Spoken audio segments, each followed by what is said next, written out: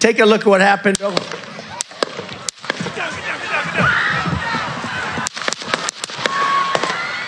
সাবেক মার্কিন president Donald ট্রাম্পের ওপর হামলাকারী তরুণ ঘটনাস্থল থেকে মাত্র 400 থেকে 500 ফুট দূরে অবস্থান করছিলেন। জিপিএস সিস্টেম ব্যবহার করে এমন তথ্য জানিয়েছে মার্কিন সংবাদ মাধ্যম সিএনএন।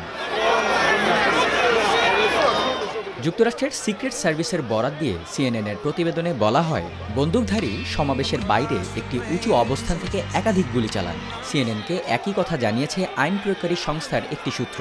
ওই সূত্র বলছে, বন্দুকধারী সমাবেশস্থলের ঠিক বাইরে একটি ভবনের ছাদে ছিলেন।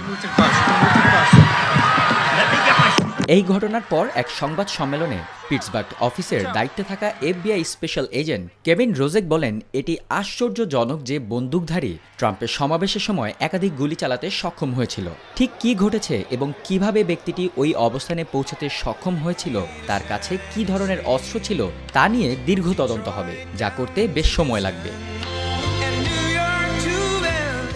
এদিকে বিবিসিকে এক প্রত্যক্ষদর্শী জানিয়েছেন, রিপাবলিকান পার্টির প্রেসিডেন্ট প্রার্থী ডোনাল্ড ট্রাম্পের নির্বাচনী প্রচার চলাকালে এক ব্যক্তিকে কাছের একটি ভবনের ছাদে হামাগুড়ি দিতে দেখেছিলেন তিনি। তার হাতে রাইফেলও দেখেছিলেন তিনি। নিরাপত্তা বাহিনীকে সতর্ক করার আগেই ট্রাম্পকে লক্ষ্য করে গুলি ছুড়তে থাকেন ওই হামলাকারী।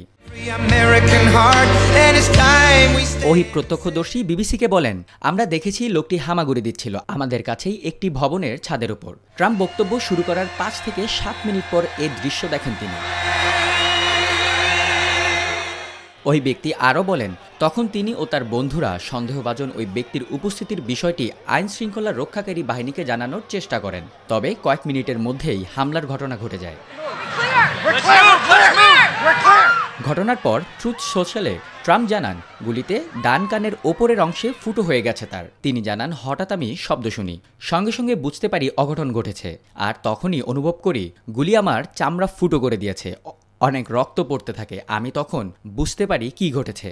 And you know, that's a little bit old, that chart. That chart's a couple of months old, and if you want to really see something that said, take a look at what happened.